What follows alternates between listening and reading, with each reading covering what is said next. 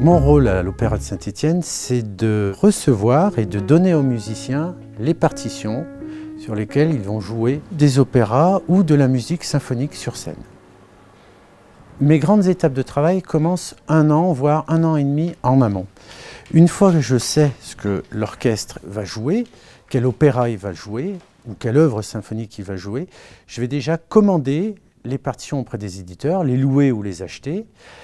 Une fois que je vais recevoir ces partitions, je vais les travailler, c'est-à-dire que je vais regarder si tout est en place, s'il y a des coups d'archet à faire, de façon à ce que chaque musicien puisse les travailler chez lui. Parallèlement à cela, je vais les mettre par exemple dans l'ordre, les cordes, l'harmonie, les cuivres, les percussions, tout vérifier de façon à ce que lors de la première répétition, tout soit parfait. Il faut qu'il n'y ait aucun problème lors de la première répétition de l'orchestre. Il faut que l'orchestre et le chef ne fassent qu'un et jouent tous ensemble.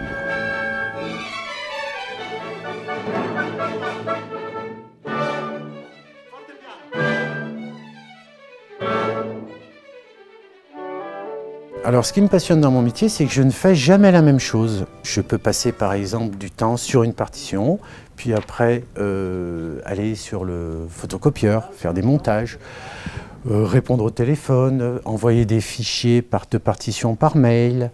Il y a plusieurs tâches dans ce métier et c'est jamais la même. C'est pour ça que ce métier est très intéressant, il n'est jamais répétitif.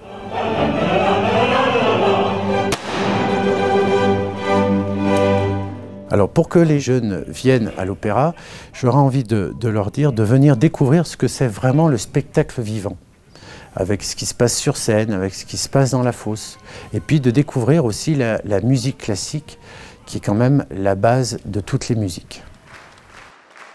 J'ai moi-même une expérience de 28 ans de violoncelliste, et je me suis tourné vers ce métier parce que je voulais aller vers d'autres horizons, connaître autre chose, et puis j'ai voulu m'occuper plutôt maintenant des partitions que de les jouer.